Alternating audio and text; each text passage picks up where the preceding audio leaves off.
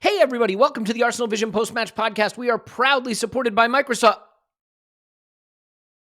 And we're back. Sorry, must have been an outage with our back-end system there. Don't know what happened. This is the ArsenalVision Post-Match Podcast. My name's Elliot Smith. You can block me on Twitter, Gunner. Sorry, I don't know if anybody knows about that. That's kind of topical, but apparently, like, everything Microsoft went down today as we record this on Friday, July 19th. And since nothing's happening in the Arsenal world, that was the best intro I could come up with.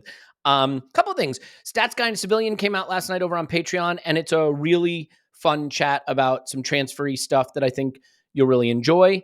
We've got more history pods out. We just honestly, we keep putting out stuff and it's there if you want it. Like, it's tough because I realize that there's a sense that nothing is happening, but I think there are a lot of interesting conversations to be had, and hopefully we're having them.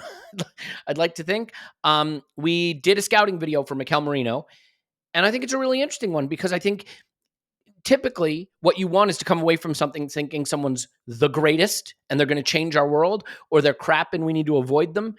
And like, sometimes you watch a video and you come away seeing how it could work, but not being sure it's a ceiling raiser, but not being sure it's the wrong fit. Like, it is interesting to realize that players exist on a continuum, because so often the debate becomes they're great or they're crap. Right. And so it was really interesting to watch a player who clearly has positive qualities and try to understand if that's the level we need. So if you want that, that's over there. Off to LA next week. So looking forward to seeing a lot of people out there, and we'll continue to just keep putting stuff out during that time. I'm one of the men who will be responsible for doing that because he refuses to come to the United States of America. And he knows why. His name is Tim. You can find him on Twitter at Stillman. Hello, Tim. Hello there. I will be in DC in August, so I hear it's the temperature and the climate's really moderate and a bit chilly in DC in mid-August. Yeah, I would say just come with like jumpers and long pants, and you'll be fine. And to be fair, any good skiing in the area at that time? When you said the climate in DC, that could always be referring to not the weather actually, but other types of climates in DC, because things are getting a little bizarre in other climates in DC. But that's something for another podcast that we certainly don't want to be putting on at this time. Hey, I have an idea for you. Since Arsenal aren't actually doing anything, how about we do a mailbag episode? Sounds good. Let's do it. Let's do it. So someone did come into my mentions and say it's 2024. Why isn't it a mailbox episode? No one knows what a mailbag is. But I believe in keeping the postal workers in jobs. Yeah, but this is very typical. We say VAR, right? What does the V stand for? Video. Like, does video even exist anymore? Not really. But they don't call it like DVD or... Yeah, and I think people will still say like, oh, why are you filming that? And it's like, well, you're not filming anything. I guess you could say recording it. Anyway, okay. I'm going to start with one that's related to some propaganda we've been seeing today about how good Gabriel Jesus looks and his opinion. I don't know if you've been reading it, but there was some stuff that came out saying that like there's still a perception inside of Arsenal that when fit, Jesus is a top 5 in the world, number 9. You may agree, you may not agree. The people in the Arsenal camp that are saying that might actually just be me. I don't know. But this one comes from Fenry in the Discord, where the E is a 3. So I think that's how it's meant to be pronounced. He says, we never really saw Kai at 8 with Jesus at 9. What are the odds of that experiment being revisited, particularly if we can't buy a ceiling raiser and Jesus gets back to his best? Yeah, I saw someone else say this on Twitter as well, actually, about the idea of like Jesus being the left 8. And I have to say, I don't hate it. I'm pretty sure there is a reason it won't work that I'm not smart enough to work out. But if, for example, we tried it in a friendly, I wouldn't hate the idea at all, because of he seems to be good in both directions. Usually you play a player in that position, you think of them as an attacking player, but it's like, what are they like going back in the other direction? And Jesus is someone who's never had any problems doing that. Particularly when he plays out wide.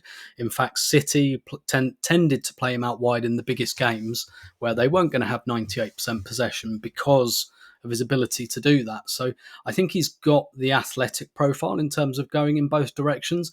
Very, very accomplished dribbler as well. I do wonder if his technical level in terms of his actual passing, where that might be. It's difficult to gauge when someone plays up front because they don't really do like progressive passing, do you? Like, you bump the ball off, you try, like, You receive progressive passes. yeah, exactly. And you play 1-2s and stuff like that. And we know he can do that and turn quickly and all of that. So I guess I don't know what his creative passing looks like, whether that matters in the role. But I have to say, I don't hate the idea. I'm here to, like, I'm not saying we should definitely do this or anything like that. But usually when people kind of suggest something like this, I can usually think of a very good reason why it shouldn't happen quite quickly. And it's usually to do with the player's athletic profile. But in this scenario, I kind of think his athletic profile might work for the position. And, like, I guess, like, he breaks lines by dribbling, right? And we haven't really had a player do that from midfield for a little while. So I have to say, like, I'm curious about that. I don't think that's a terrible suggestion at all. And I guess maybe a bit like Alexander-Arnold in midfield. When England did that, I was like, yeah, have a look at that. And then after a game and a half, it's like, okay, that doesn't work.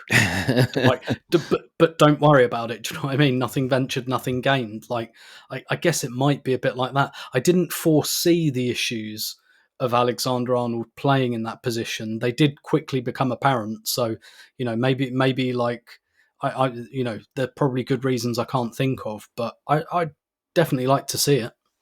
Yeah, I think this is kind of the funny thing is, in a way, I almost wonder if Havertz at left 8 was a concept that was specifically tied to Jesus at center forward.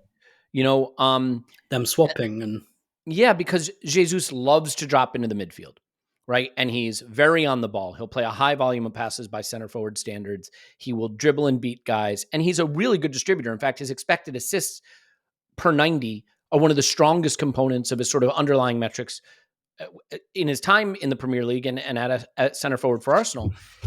And that means you don't need Kai on the ball as much. You need him making those second man runs into the box. And I could see that working really well. And when that dynamic wasn't there, maybe that's a part of the reason it didn't work as well. And it's an interesting one because if you think about it, it's sort of like Liverpool, right? Firmino was a really effective center forward for them, Tim.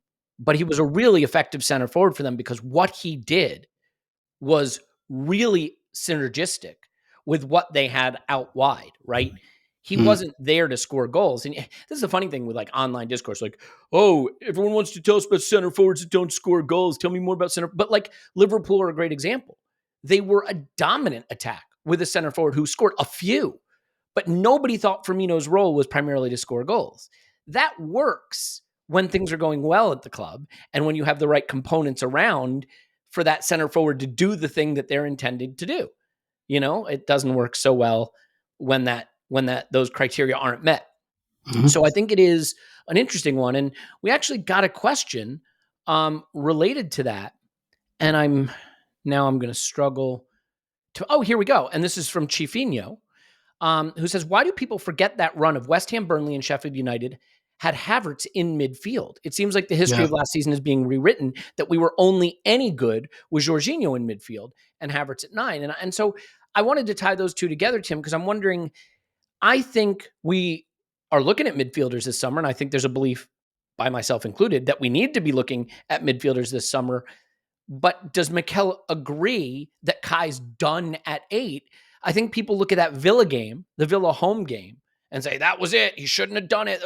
But Mikel might have a very different perspective. If you listen to him talk about the Villa home game, what was lacking was our execution in the box. And in fact, Kai got in time and time and time again and blew those chances.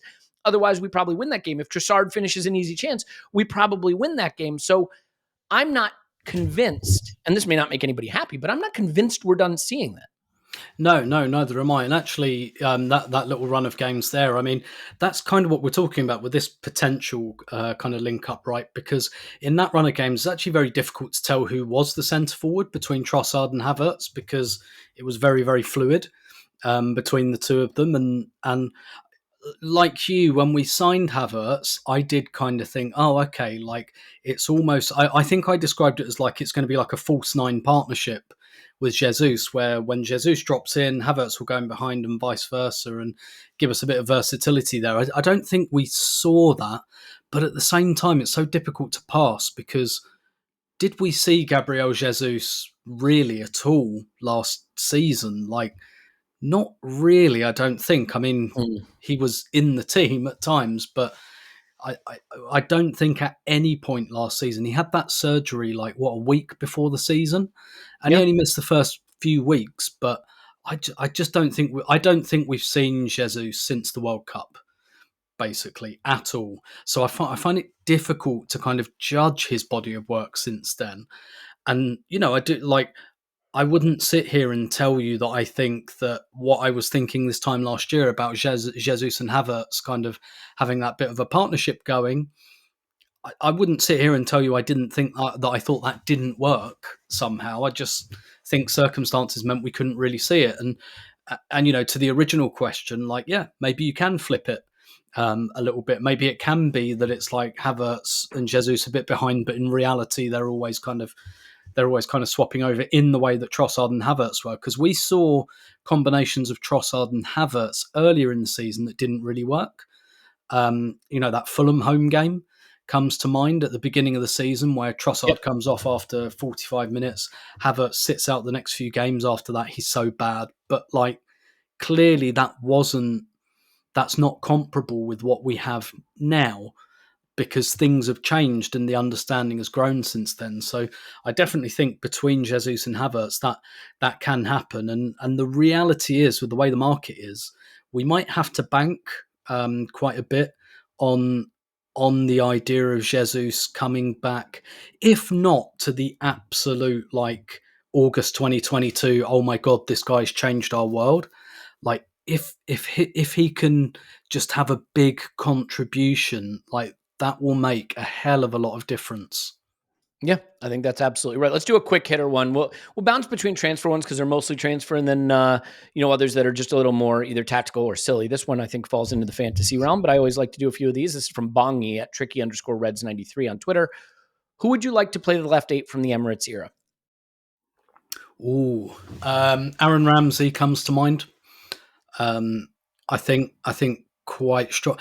People might have misgivings, about him going in the other direction. I'm not sure I share that because he played in a deeper role quite well, but I think that would be a good marriage of his qualities. So Ramsey comes to mind quite quickly. I guess Santi Cazorla as Yeah, well, because that's probably the top pick, right? yeah, the thing is about Cazorla is I kind of fancy him more for Declan Rice's role, in that I think he's at his best kind of starting deep, and then but a bit like the Cazorla Coquelin thing, right? That was a double pivot, but on the Mm, ball, Cazorla was the one that kind of pushed on a little bit. So I kind interesting. of feel like Cazorla next to maybe Cazorla next to Rice or something like that might work quite nicely. But I think Cazorla and Ramsey are the two that really jump out to me. I'd say Cazorla or Cesc. The heart wants what the heart wants. I mean, Cesc Fabregas would give you just unbelievable lock picking and goal scoring. And you think about what he could do with Havertz drifting off the shoulder and Martinelli running in behind, and his ability to pick that pass. And if Odegaard then needs to drop a little deeper, Cesc can do all the work up front. He can also drop deeper. He did play in central midfield for us at times, but I think as he moved to Barcelona, he was more of an attacking player, straight up attacking player, in some cases playing wide, like as a wide forward. I think like that's why I like the Eze idea. Not that Eze and Cesc are the same player, but like a player who is more an attacker than a midfielder, but has midfielder qualities playing in that Mm, role. Now, to be fair, that's what I want. Mikel certainly doesn't disagree with me in some ways because he bought Kai Havertz to play that role. And Kai Havertz is not a midfielder. Like when I say not a midfielder, I don't mean it doesn't work at left eight. I mean, he's not a 60, 70 pass per game no, guy, right? That's not his role. he's a And forward. he's a forward. Yeah, he's a forward who can do some midfield contribution. I think the biggest midfield contribution he could do, ironically, is not necessarily passing, but he's comfortable dropping in defensively and recovering back, right? Um, Yeah, I mean, look, either of If those players, Cesc or Santi, for me, if you want it to be more the two-way box-to-box player, then Ramsey certainly makes a lot of sense. if you really nailed me down on it, I'd say Cazorla, just because I think he's got more of the facets of the game that Arteta wants, whereas I think Ramsey and Cesc potentially need a little bit of accommodation. You could say that accommodation is worthwhile, whereas Cazorla, I think Santi could just go and be Santi in that position, if that makes sense, and we wouldn't have to change too much elsewhere. It's crazy to say this, but actually, Mikel must have played with him, right? Yeah, they did. Yeah. So yeah, so I mean, that might be a reason right there. Although, you know, not going to happen. I hate to break that news to you, but I am going to break that news to you. It is not going to happen.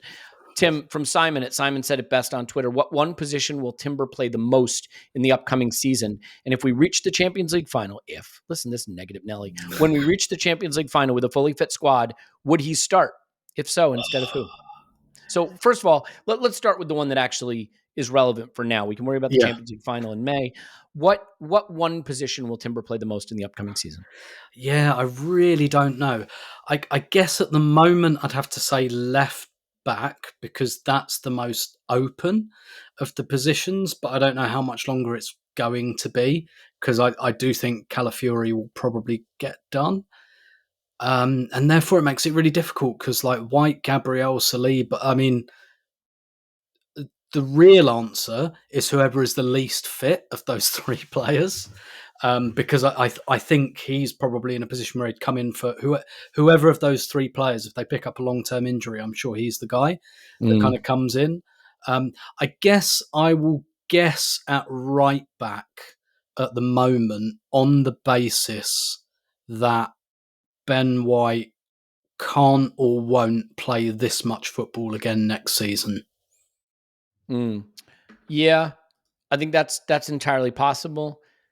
I still think left back just because of who's there. Mm-hmm. Zinchenko is injury prone, maybe leaving, and doesn't seem as trusted. Kivior, I think, will go. Tomiyasu, again, trusted, but maybe doesn't have all the qualities Mikel would like ideally on the left and is also injury prone. So even if he was even if Timber was third choice behind Zinchenko and Tomiyasu, which he's clearly not, he'd play a lot just because those guys aren't going to play a whole season. Now, of course, the scary part about that is he's also coming off a major injury. So you have Tomiyasu, injury prone, Zinchenko, injury prone, and Timber, who ideally you would not like to say you have to play 60 games this season because you've just come off ACL reconstruction, and Kivior, who I think will leave. Now, all this is complicated by the fact that there may be this guy coming in Calafiori who's meant to jump the line in front of all of those guys who, oh, by the way, had his knee fully reconstructed in his teenage years. So, it is ironic that we could have a platoon of four very good to excellent left-sided defenders, all of whom you could say at any given time might be a risk injury-wise. It is a bit of a strange one. Now, Timber, I think, was bought as not to be a right back necessarily, but as a right back. So I'll say marginally he'll start more on the left, but it won't surprise me if he plays a decent amount also on the right. Mm-hmm. And that's it. And what I will say though, Tim, and I'm curious to get your take on this, I don't think we can just assume, and I saw Scott tweet about this, and the reactions were mixed because, it's social media. When I say mixed, I don't mean agreeing and disagreeing. I mean violently rude or just deliberately cruel. No, but all kidding aside, I think the presumption is Timber's the first choice left back. And I don't know that we can just totally jump to that conclusion, or do you feel comfortable jumping to that conclusion?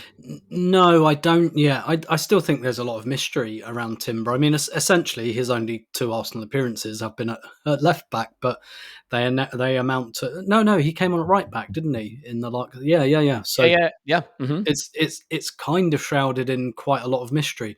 One thing that really got me thinking today, and I know Clive has been talking about this anyway, but JJ Ball from Tifo Football, who does really good tactical videos. I'm sure most of you listening have come across them. If not, he also does very funny songs about footballers that are very good. But he did a little video on Arsenal's interest in Moreno, and he was talking about how this could signal that Arteta's going to go to a proper double pivot. And not just the box midfield that turns into but a proper double pivot, and to keep the fullbacks quite wide. in terms of progression. And I think there might be something in that, because the two midfield targets we kind of know about so far are Moreno and Onana, or those are the ones who've had the most reporting, and that, that seems that doesn't accord with where I thought we'd go, and both of those I think possibly lean into that idea that we're going to have a bit of a double pivot, but that means no real inverting fullbacks. That means the fullbacks stay wide, support the wingers and all of that, and do slightly more orthodox fullback things. And I'm not sure Timber would do that from the left.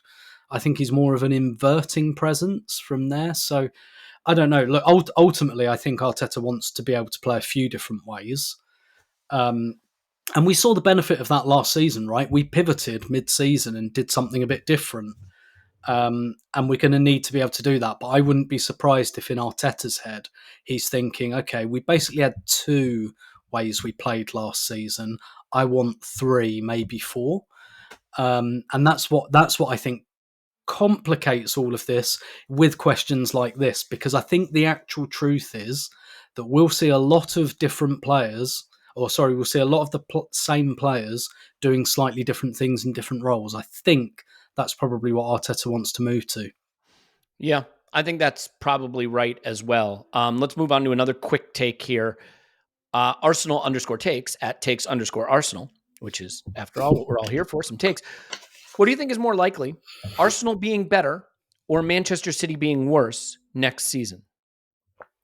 I think Manchester City being, when I use using the word worse, talking very relatively here, but if you want to think about points totals, I wouldn't be surprised if they dropped more into the mid-80s range, which might still win the league. Just because what was really annoying about last season is they overperformed some metrics that like, obviously the team that wins the league usually overperforms a bunch of metrics, but like when you look at kind of advanced modelling, there's quite a lot of evidence to suggest they did get a bit lucky again within a range. Like, I'm not saying they got like they should have been 10th or anything, but that essentially they were lucky to get to 91 points. You know, that they were like a mid-80s kind of team that got to 91, and their record against the big teams was actually quite bad. And what they really did was just everyone outside the top six got bashed. Basically, that's how they won the league. Their record against everyone in the top six not so good. So I do wonder if there's something in that suggests a creaking of sorts, and just the mere fact that we haven't really seen. I don't think they sold Gundogan last summer. And I think they kind of got away with not having him, but I wouldn't sit here and tell you they've emphatically replaced him. I couldn't say, oh yeah, that guy came in and that's that sorted out. Like it feels like that was more of a collective effort.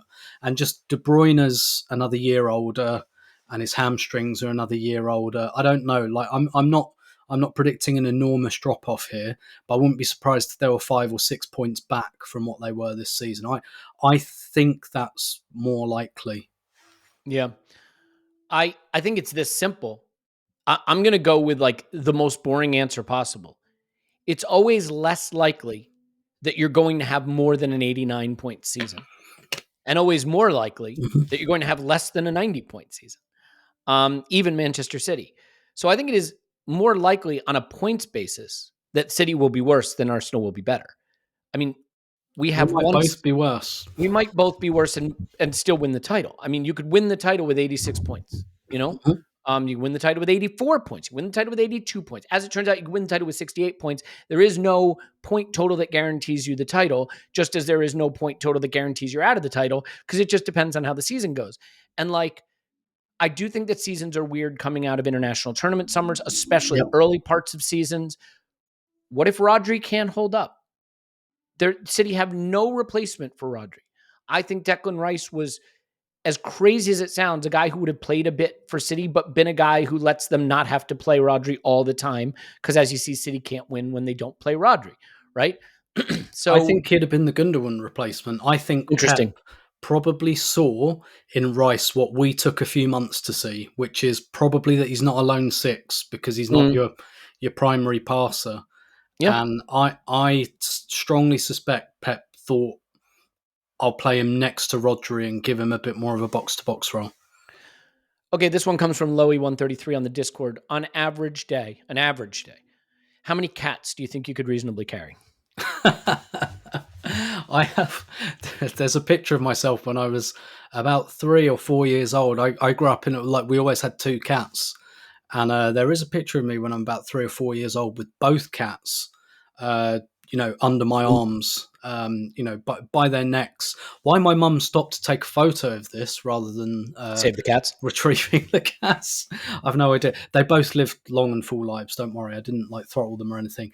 How many cats could I carry? I mean, obviously that depends on the irascibility of the cat itself, like how docile are they, and the size of the cat. So, like, if we're talking kittens, like I don't know, I could maybe get 8 or Not 9, kittens. No, full-size but cats. full-size cats. Assuming they don't move around and scrabble about, I don't know. Like, I definitely couldn't do more than 3. I don't think. I don't see where I'd carry like one in each arm and then like one balanced precariously on top. I'm not sure how I could do much more than that Yeah, unless I I think put one on my head. I've carried 3, and without hurting them.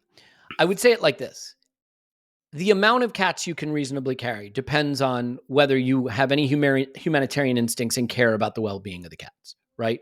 Yeah. Um, because I love animals. I absolutely love animals. I have cats as pets. I have dogs as pets. I would never harm animals in that way. The obvious answer, though, and I think I have to say it just for the fairness of the podcast and the accuracy of the information being transmitted, is that if you carried them by the tail, you could probably carry a lot of cats. Yeah. That would be a terrible, horrible thing to do, and I certainly hope that no one listening to this podcast would engage in that. But that would be like you could imagine in like Victorian period, if like someone was overrun by cats and there was like a cat sweeper who had to like get all the stray cats out.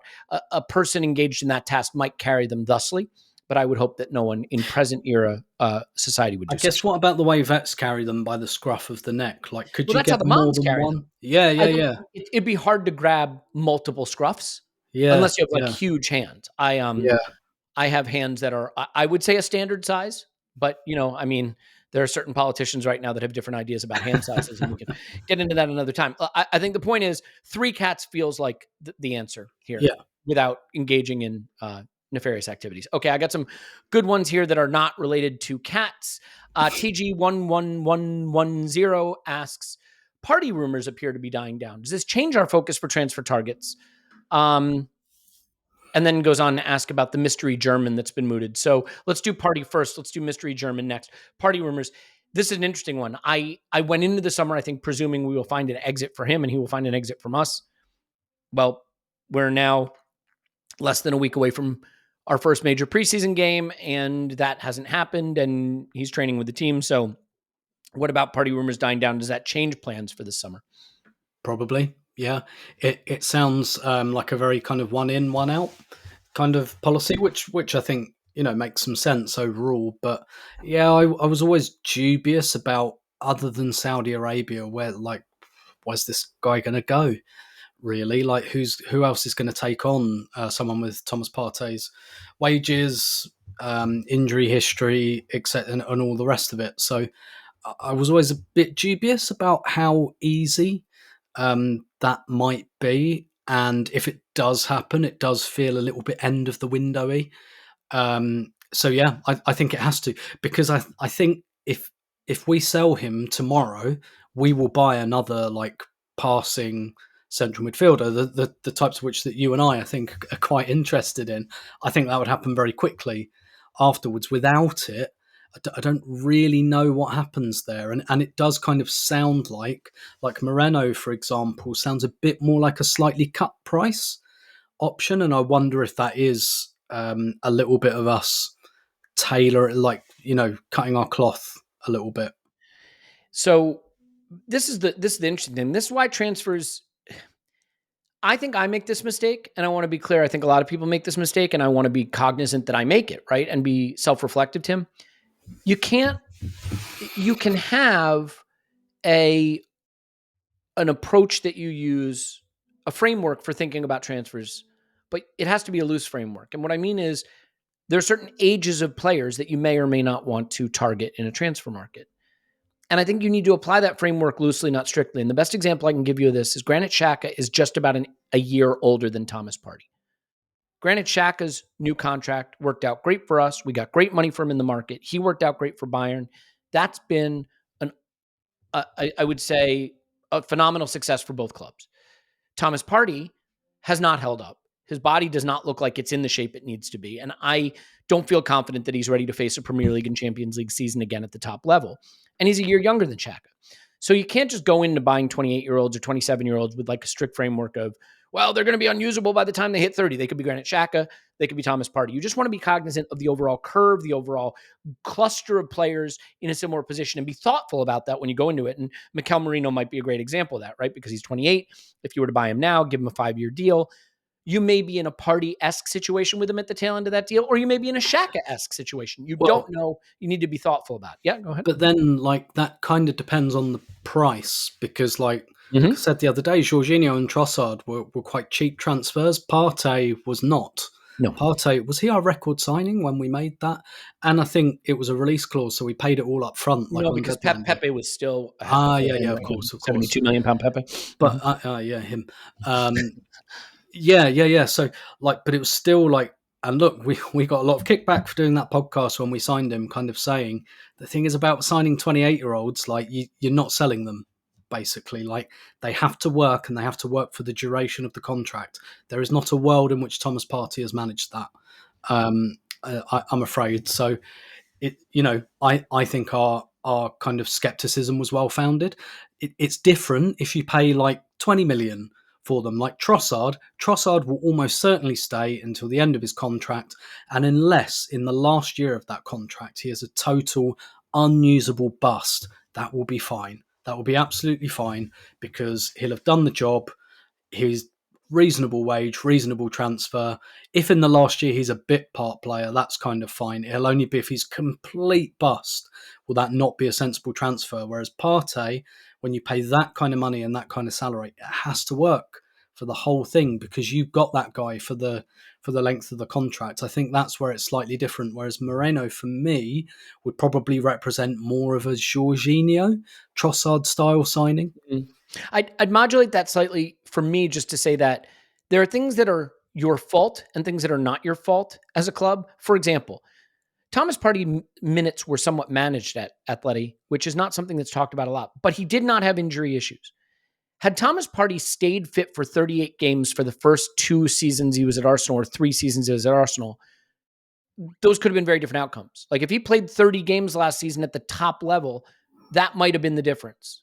If he had played 38 games the season before, that might have been the difference. It's not our fault that a player who didn't have injury history wound up being unable to stay fit. What would be our fault is to go into this season saying, well, he'll be fit this season. At some point, you don't get to keep using hope as a tactic. Now, I have 2 issues with Partey as a footballer. One is I think he's washed, and I can say it because Clive's not on the pod to correct me. So I feel comfortable saying that. No, but I mean, so I don't want to use the language of like hyperbole, social media hyperbole. I think we won the games he played last season at the end of the season, and some of them we won comfortably, like the Derby and Chelsea. I think the games look more like basketball. I've elucidated this point on other podcasts, but simply put, I don't think he has the confidence in his physicality anymore to step up and press, so he drops away. And because he drops away, our press gets broken. I don't think that was any more on display than at Old Trafford against United. I'm not saying he was terrible. It is so quick for people to say, you're saying he's terrible. I'm not saying he's terrible. I'm saying that in a team that wants to press, a player who cannot step up and hold the press becomes a huge vulnerability. So I think that's an issue. Even if you set that aside and say, Elliot, you're wrong. He was just coming back from injury. He can do more this season. His track record, and now he's going to be, 32? I want to say, or no, just turned 31. Sorry. So he's 31. His track record physically, where he is in his career, I think going into this season expecting physical improvement is a risk that even if it can pay off is not a risk I want us to take. Now it's easy for me. I don't have to write the checks to players, but I would still like us to get a top level midfielder rather than going into the season hoping for that again. Any more than I'd want us to go into the season where our primary left back option was Tomiyasu, right? Or Tierney. Right. Or Tierney's a great example, right? Like Kieran Tierney's still on our books. Yeah, you just have to stop doing that at some point. And like we did this as Arsenal for a long time. We spent many seasons waiting for Wilshere or waiting for Cazorla, right? Waiting for these players, Tommy Vermaelen. Like I can go back and think Robin Van Persie. It paid off with one great season, but by and large, we mostly had half a season out of these players, and that kills you. What kills you isn't, having good players, not good players. What really kills you is having a player you can't live without, who you can't rely on being there, right? If Rodri had the fitness of Partey, City would be a few titles lighter. Yep. You know what I mean? Not because Rodri isn't great or Partey isn't, but so I'm rambling a bit, Tim. But I think what I would say is I don't think he can be the plan, No. regardless of what I think of he still has left in the tank as a player. I think it would be a dereliction, it'd be negligent to have that be the plan. And I realize easier said than done because you got to find someone in the market you can afford and bring in and use. So I'm cognizant of that. Yeah, absolute. With the players we have at the moment, the absolute best thing we could do is share between Jorginho and Partey and hope that neither of them gets injured. And that might happen and it might work and we might all live happily ever after. But I'm with you. There is no way we should rely on that. And I don't think we will. And it sounds like we're linked with midfielders. It just, to me, it's more the distinction seems to be the type of midfielder we're linked to rather than, I don't think Arteta's sitting there thinking, yeah, we can probably get I don't think that's likely at all. Yeah. Okay, let's do a quick transfer one and either or. Actually, before we do that quick transfer one, because I like that one, let me just tell you this podcast is sponsored by BetterHelp. BetterHelp isn't online therapy. It's just therapy. It happens to be online. Therapy is important. Any way that you can do it is good. I think of it like exercise, right? There's some people that are like, well, if I can't get to the gym and lift for 45 minutes and get cardio for 45 minutes, then what's the point? Doctors have repeatedly said, like, even 10 minutes of walking is better than no walking. And like, so doing it is better than not doing it. And this gives you a chance to not have to get in the car, drive to an office, drive back, find someone in your area. Are they close enough? Can you fit it into your schedule? Can you fit it into your budget? You can pair with someone you like. You can turn the camera off if that's what makes it feel more comfortable for you. You can do it on your time frame and fit it into your schedule. And I think those things alone just mean that you can stop sort of comparing all the options and just get started. So stop comparing and start focusing with BetterHelp. Visit betterhelp.com/vision today to get 10% off your first month. It's BetterHelp, HELP.com/vision. Do it now, Tim. Is that enough of that? Oh, Tim is literally gone. Not only on mute, but gone, like physically not at the microphone. So I will do this. Elliot, is that enough of that? Indeed. Got it. Thank you. Okay. We can move on from that. So this next one is a transfer question. And it's an either or transfer question. And it comes from Robinho. I didn't know Robinho was in our Discord. Wonder if he still supports City. Well, that's, yeah, I'd say Google what's happened. You know what? My bad. Yep, my bad. Okay. No, he's not in our Discord. He's not in a good place and deservedly so, I think. But anyway, that's beside the point. Tim, would you rather Nico Williams or Bruno Guimaraes? That's a really good question. I got a spicy take on this too, by the way. I would probably go Guimaraes at the moment, purely because we do have Martinelli, and I like him. I think he's good. And there's Trossard there as well. And Trossard is not 36 years old. Like, he's still in his prime. So, like, whereas, like, I have doubts about Partey and Jorginho, the time of their career, blah, blah, blah, their athletic profiles, all of that, like, I think we could get through. I think we'd be good with Martinelli and Trossard. For me, it's more adding another winger, so we've got 4 of them, I guess, rather than 3, which it feels like we have. But I'd go with Guimaraes just because I think midfield is slightly more pressing than the wing, if that makes sense. So I think it's Guimaraes, and I don't think it's close, is my take. First of all, to your point, Jesus, Martinelli, Saka, Trossard, Havertz, there's options there. I'm not saying that at the very, very, very top end, we know if those options are good enough, but I think once upon a time we would have said, wow, we can win the league with Jesus, Saka, Martinelli. With Jesus and Martinelli now, there's some question marks that weren't necessarily there, but Kai came in. I saw a really interesting thing in Canon Stats, which is Adam and Scott's stats blog, and Adam wrote a thing just looking at the small sample size of when Kai played high up as the 9 and his data was off the charts for what you care about that, like one of the best in the world. I mean, it's very small sample size and cherry picked, but I think there's directional information there. I think we can get by with that stuff, even if, of course, I'd like to add to it. I am currently of the opinion we cannot win the league with the midfield options we presently have, barring an extraordinary amount of luck. Because currently I see us depending on Jorginho to an insane level in a season that's going to have 60, 70 fixtures. So again, it's not a quality concern. I just don't think the numbers are there. I think Bruno Guimaraes plus Rice plus Odegaard with Jorginho, and if he stays party, and if you like him Vieira, like now you've got something, and you've got something really exciting. But without that piece, suddenly players like Partey and Jorginho are very important. There's another question that I have that will actually address that a little bit. But so I want to say another thing about this, Tim, and I'm curious to see if you think I'm just out of my freaking mind. Nico Williams scored a goal in the final of the Euros, and it broke England hearts. And he had a pretty interesting Euros where he was kind of dynamic and exciting. But scoring that goal, I think people think Nico Williams is something he isn't, which is a Finnish superstar a la Vinny Jr. And he isn't. We did a scouting video on him. He looks really exciting. He's still very loose with the ball at times. He tries a lot of things that don't come off. His shots need to come up a bit more. His end product is not that impressive yet. Nico Williams looks like someone who could be a superstar. Certainly, the physical tools are there. But to say he's further along in his development than like a Martinelli, for example, I actually don't think that's a given. I really genuinely don't think that's a given.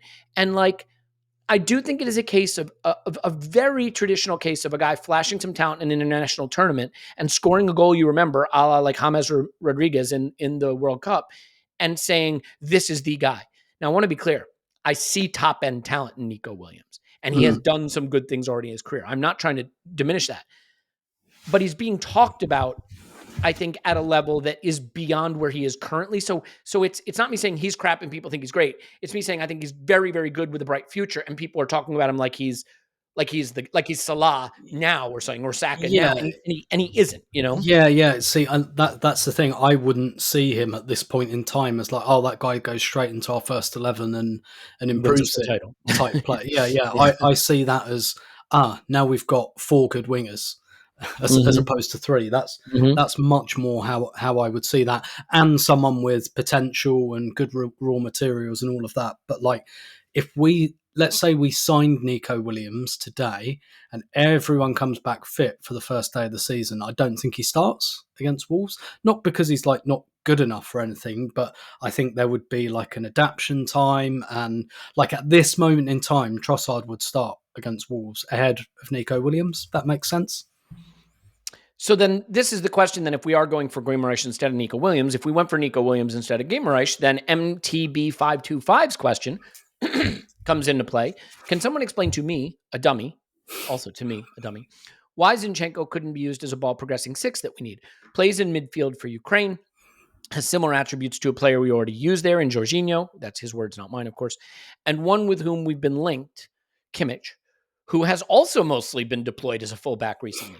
But Arteta has never tried him there as far as I'm aware. What gives? Is there something in his game that disqualifies him despite his surface level similarities to Jorginho and Kimmich?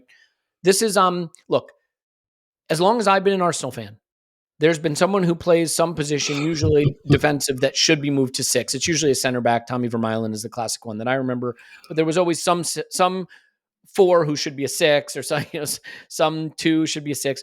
I guess the question is, in this case, though, have we finally found the right example of someone who should be a 6? I mean, what's your take on this? He's the nearest, isn't it? But there has been an evolution of sorts, right? Because people used to say about like Kolo Touré, and they used to say about Kolo Touré because it's like, oh, he smashes into people really well. Or Vermaelen, it's like, oh, he likes a tackle kind of thing. Whereas now it's like, this guy can pass the ball very nicely. So like our ideas of what that position entails have at least changed. I mean, he's definitely the closest. Like, again, if it happened, I wouldn't sit there going, are you mad? I guess it might be a little bit like, you know, when you have a really good fullback and someone says they should play on the wing, and it's a bit like, well, yeah, maybe they could, but like there's a difference when you're running onto a ball than when you receive it and people are all around you immediately. So I do wonder if there's something about Zinchenko. Like, have you seen him dribble out of a tight space? I'm not sure I have. Like, for me, Zinchenko is really good in that role because he's good at being the spare player. He's So good can I at. say something on that? Just real quick. Mm, I actually have seen him step past a guy, but I think doing that as a fullback when you've got like a winger running at you and throwing a and leg you're is very facing different the from right like, way. Yeah. yeah, very different from like well-drilled midfielders who know how to press you and take the ball off you, like that. Yeah. Those are different propositions. Yeah, like you're facing your own goal and you've got two Mhm. guys on your back. Yeah. Like, would he get like Rice would get out of that? Partey would get out of that. The less Um, said about the West Ham game, the better, though. well, yeah, I mean, he tried to go too easy there. Yeah. Even Jorginho, I think, has got like that shoulder drop. I'm not sure. Like, I think Zinchenko needs the game in front of him. I think he needs to be facing the right way. And actually, like, as a fullback drifting in and being the spare player, bit like his whole MO, the whole reason we do it, not just because he's a really good passer, but because he's the spare player. That is the whole point, that nobody is ever marking him because he's coming from a different angle. So I'm guessing it's more about, like, it might be a little bit about his athletic profile as well, because he's not really like a sprinter, is he? Like, he just drifts, but he So, drifts, doesn't so he? then is he? Because the thing is, correct me if I'm wrong. I think when he's used in midfield for Ukraine, it's actually higher up. Yeah, By the way, he didn't have a good tournament for Ukraine this summer. It's worth pointing out. But like, it's more would he as a be more? 10. Would he be more left 8 for us than Mhm. 6? With Rice going back more into like, so you'd have Odegaard, Rice, and Zinchenko. Until he wasn't available for 6 weeks. Yeah, I suspect that would kind of be more likely, although you still get that thing where you get your back to goal quite a bit. I think there's something quite unique about Zinchenko where, like, he really needs to be facing the game, and being a fullback that drifts into space really, really suits him. I'm not sure. He might prove me wrong, but I'm not sure if he'd be as good in a team like Arsenal, where the higher up the pitch you go, the more guys there are around you, how he'd do in like a more fixed position. Okay, I got a couple different ways this question had been asked. One was by TK the BK, and one is by Northern Gunner at Northern Arsenal on Twitter. So I'm going to ask the Northern Gunner one because I think it gives us a chance to go positive and negative, which is always fun. This person says, who do you think will be the biggest surprise player for us this coming season, for good or for bad? I well, let's answer that, and then I want to give it the nuance that the other questioner gave. So do this one quick, then I want to expand on it. Yeah. It's difficult because I don't think we have players that anyone thinks are bad, if you know what I mean. So for me, Well, saying who would be the surprise player for bad? and it could be for bad reasons. I mean, the only ones I can think of are like Jesus and Martinelli, in terms of people seem to have quite quickly gone to a stage where they've not written them off, but have diminished. Like, I think there's a good chance one or both of those players just comes back, is themselves again, has an amazing season. Everyone goes, "Oh yeah, I remember this guy." Mm-hmm. Um, so yeah, I guess I'd pick one of those. For the good? Yeah. Yeah. Do you have one for the bad? No, I not actually think that's pretty really. easy. Who do you think? By the way, it is not who I think it will be. But if you said to me, there's going to be a player who's not going to be good this season and it'd be a surprise to most people, I'll just say Timber, because we've seen Mhm, very little of him. There's an assumption that he's phenomenal and he's mhm. coming back from an ACL. And like, what if he just isn't phenomenal? What if we were just wrong? Now, again, I want to be clear. I don't think that will happen. But like, Rice isn't going to be bad. Odegaard isn't going to be bad, right? Saliba, Gabriel, White, like, none of these players are going to be bad. They're just not. We've seen enough of them. We know what their level is. Maybe they'll have some bad games. But there's an expectation that Timber is excellent. We've seen very, very little of him, and he's coming back from an ACL. So like, who would you be surprised if they're bad? You'd be surprised if he was bad, but it shouldn't be a surprise in a way. So that would be my pick. Biggest surprise player for good is the obvious ones you name, Martinelli or Jesus, because like, I've seen both of them be amazing and they could be amazing again. Like, there's no reason they couldn't. But this is the nuance that TK, the BK put on it that I think is interesting one. I have a very different answer to this. If one current player were to make a major leap in performance this upcoming season, who would be most impactful to Arsenal's season? I will go with. either one of like Fabio Vieira and Emil Smith Rowe. That I'm not going to let you have Smith Rowe because I think he's going to go. And by the way, it looks like we're going to get good money for him. So you can't. Yeah, I know. There was a report yesterday that like Arteta wants to keep him or something. Whether that's just hardball, I'll say money for God's sakes. I'll say Fabio Vieira then, Mhm. because like that is a profile that I think would really fit, like a good Fabio Vieira who turns into the player that Mikel Arteta suspected he could be when he bought him. I think would be really, really good in this team and has a lot of interesting qualities that, you know, particularly for that left 8 position. Like he's different to Havertz, he's different to Rice. Like he's got a lot of those creative qualities, and you know, if he were good or consistent, like he could take some take some burden off of, like, maybe not Saka. I can't stretch that far, but off of Odegaard potentially as well. So I'd say Fabio Vieira. To me, he seems like the one with the most wiggle room. Yeah, because again, the question is who, if they significantly improved. So let's say everybody just stays at the level they were last season. We know we can score the goals if Saka's the same level, if Kai's the same level, if Leo's the same level, if Rice is the same level, if Odegaard's the same What level. if Havertz became a world-class finisher? But he's not going to be. Like, so here's what I would say, right? I think the question has to presume something that could happen. So in other words, like you could say, what if Havertz got a lot better, like played better? Mm-hmm. But I don't think Havertz is never going to be a guy who twats the ball in from 25 yards out because he hit it like a thunder. He's never going to be Podolski, in the way he kicks the ball, right?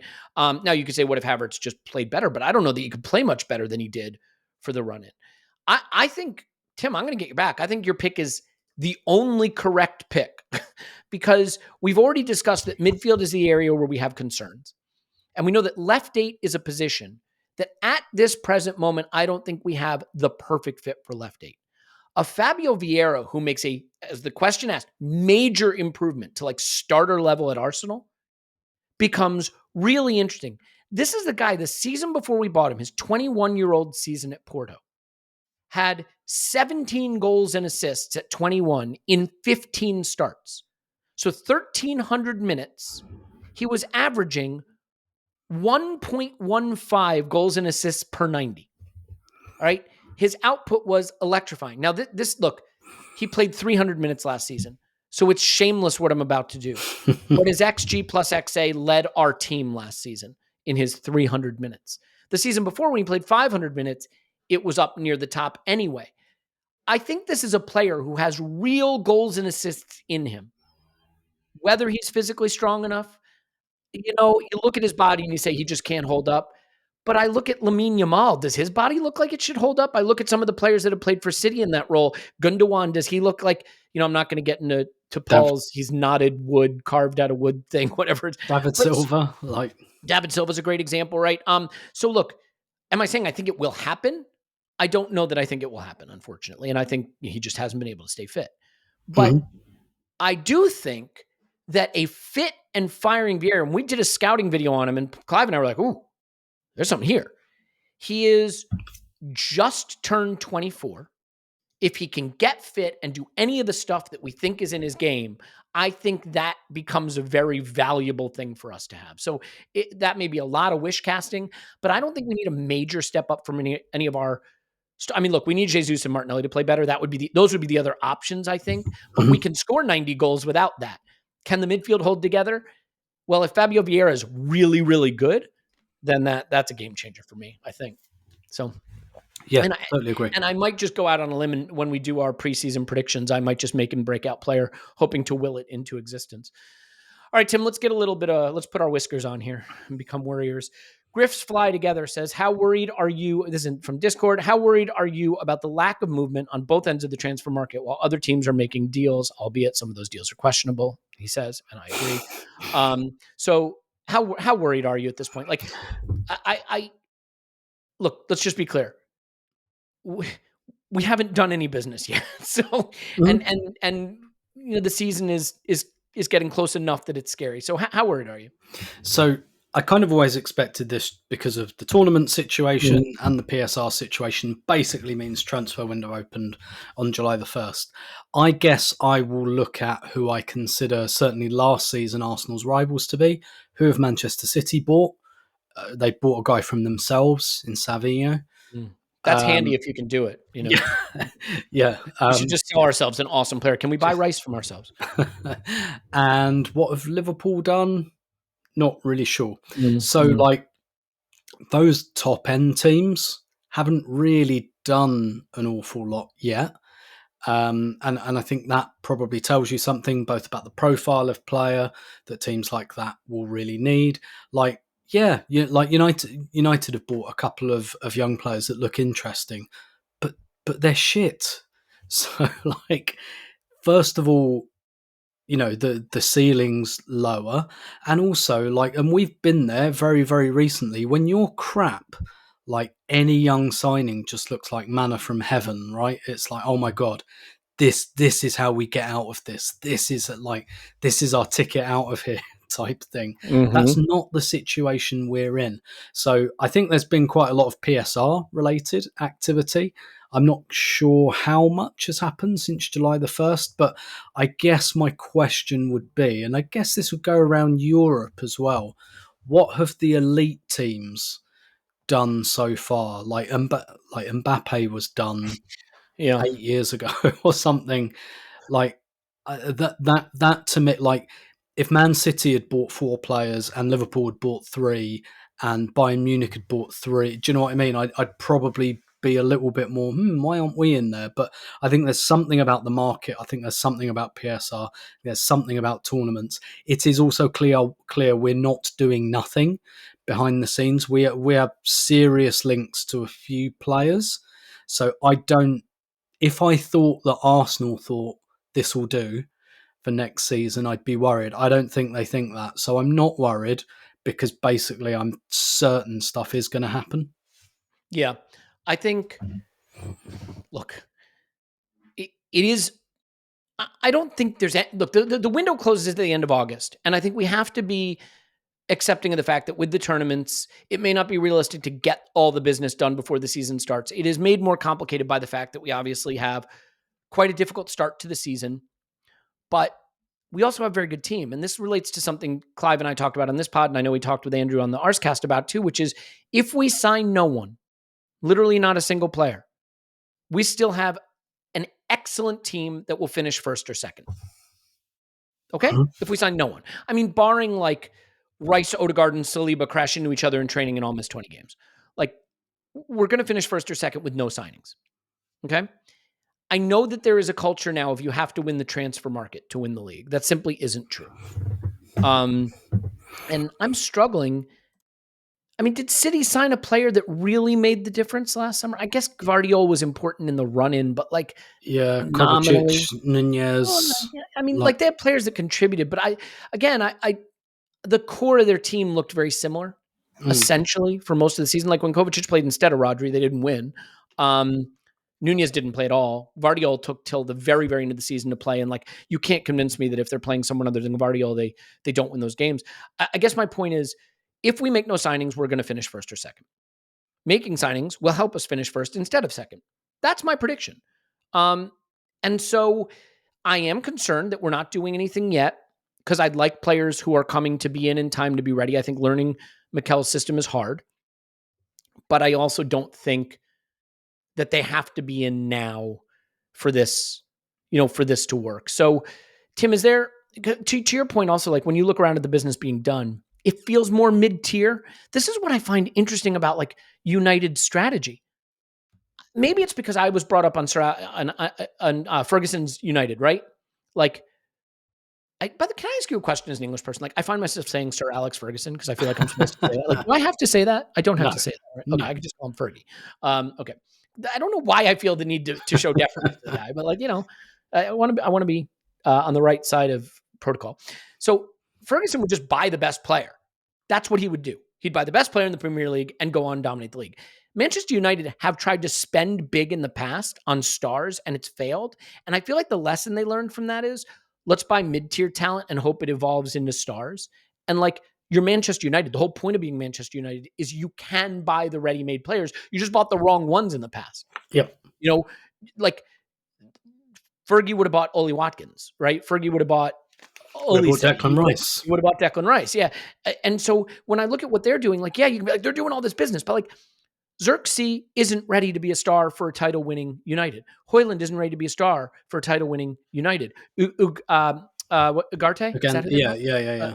Not ready to be a star. And like, if you put Ugarte next to Mainu, I don't know who's progressing the ball. You better hope it's Lenny Yoro and Lisandro Martinez. Yeah. And Lenny Yoro, a great example. I think he is a phenomenal talent.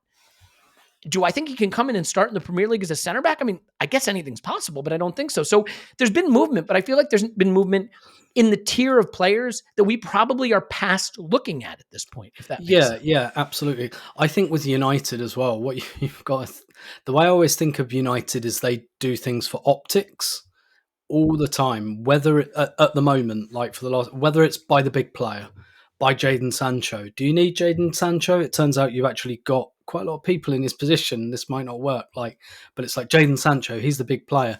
And now they've pivoted to a different type of optics, I think, which is like, I think they're a bit postmodern. They're always looking outwards and they're always looking at what does it look like a smart club might do? And I just think they're doing that now. I think they're like, oh, the smart clubs, they just go and buy all the young talent, right? Which is kind of what Chelsea, like, they just looked at Chelsea. It's a bit like, yeah, like buying young talent is good, but just buying young talent, like not so much. And also, like, I think Arsenal will learn this lesson between managers, because we did the 19, 20, like 20-year-old wonder kids thing, and that really didn't work. What we did this time was like 22, 23-year-olds. So like young, but still with, like, you still had a good idea of like their trajectory. So I don't know, maybe this will all prove to be wrong and United are being very smart, but I think it's very knowing. It's like, this is what those smart clubs do. This is what like Brentford and Brighton do and all of that. And it just feels a little bit, it feels like the kid in the school playground who's trying to fit in. Yeah. I think that's, look, ultimately, thankfully, we don't have to worry about what they're doing at this moment in time. We may eventually have to again, but for right now, I would simply say they're in a different market than we are, in a way that feels like we're in the upside down, but I love it. And we'll leave it there because there's big work still to be done, but still time to do it. And we're very good at this moment, regardless. I think that's enough for Friday. I want to get this out so people can listen to it before there's another one out. So get over to Patreon if you want some extra stuff. If you want to see Marino and Calafiori, all of our scouting videos, like we've done hundreds of them now, are in the scouting video playlist, and there's collections. So you can just go see them there. We'd love to have you there, but we're just happy to have you here. Tim's on Twitter at Stillmanator. Thanks, Tim. My pleasure as always. My name's Elliot Smith. You can block me on Twitter again. Gunner, we love you. And we will talk to you after Arsenal 10 transfer window now.